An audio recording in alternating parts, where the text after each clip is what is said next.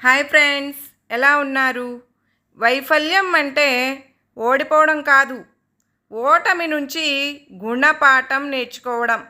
నీ మాటకు, నీ సంకల్పానికి ఉన్న బలాన్ని ఎప్పుడు కూడా తక్కువగా అంచనా వేసుకోకు.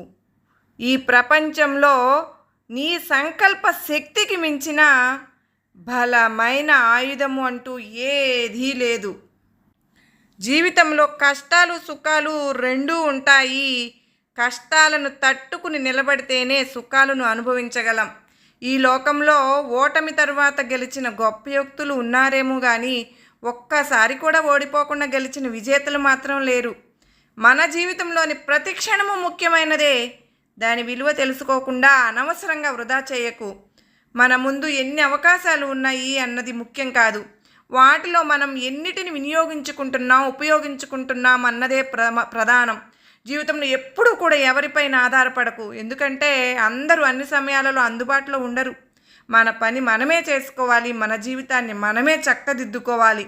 సాధారణంగా మనుషులు ఇతరుల కంటే తామే గొప్పవారమని అనుకుంటారు, కానీ సత్పురుషులు తమ శత్రువులలోని సద్గుణాలను సైతం మెచ్చుకుంటారు. మనకు అతిపెద్ద శత్రువు మన మనసే.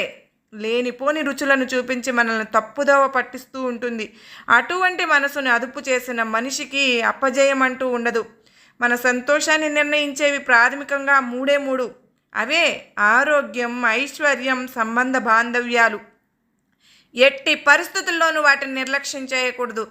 ఎవరైతే నిరంతరం తమని తాము ప్రశ్నించుకుంటారో, తమనుతో తాము సమయం గడపడానికి ఇష్టపడతారో వాళ్ళు ఇతరుల కంటే ఖచ్చితంగా ముందుంటారు. ఎప్పుడు ఊరికి అలా ఉండడం వల్ల సక్సెస్ రాదు, సమస్యలు వస్తాయి. మనిషికి ముందు జాగ్రత్త చాలా అవసరం. ఇది ఉన్న వ్యక్తి అనవసరమైన గందరగోళాలకు గురికాడు. కాలం ఒక ప్రవాహం లాంటిది. వినియోగించి నీరు సముద్రంలో కలిసిపోయినట్లుగా వినియోగించని కాలం కూడా కాలగర్భంలో కలిసిపోతుంది. మనపై మనం చేసే పనులపై మనకు నమ్మకం ఉండాలి. నమ్మకం ఉంటే కొండలను సైతం పిండి చేయవచ్చు. ఎప్పుడు పాత కాలం పద్ధతులను పట్టుకుని కూర్చుంటే జీవితంలో ముందుకు సాగలేం. సమాజంలోని పరిస్థితులను అర్థం చేసుకుని వాటికి అనుగుణంగా మారితేనే ఈ లోకంలో రాణించగలుగుతాం. స్వార్థంతో కూడిన ఈ ప్రపంచంలో బ్రతకాలి అంటే మనలో కూడా ఎంతో కొంత స్వార్థం ఉండాల్సిందే.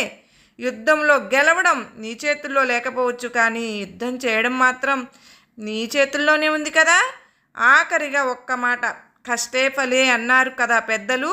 మనం ఎంత కష్టపడితే అంత ప్రతిఫలం మనకు లభిస్తుంది. అంకిత భావంతో కనుక కష్టపడి పనిచేసే మనిషికి సాధ్యం కానిదంటూ ఏదీ ఉండదు. అదృష్టం కూడా శ్రమించేవాడినే వరిస్తుంది, సోమరిని కాదు. కనుక ఒంట్లో జీవం ఉన్నంత వరకు, శరీరంలో శక్తి ఉన్నంత వరకు కష్టపడుతూనే ఉండు. జీవితంతో పోరాడుతూనే ఉండు. విజయం నీదే. ఇది నువ్వు బాగా గుర్తుపెట్టుకో.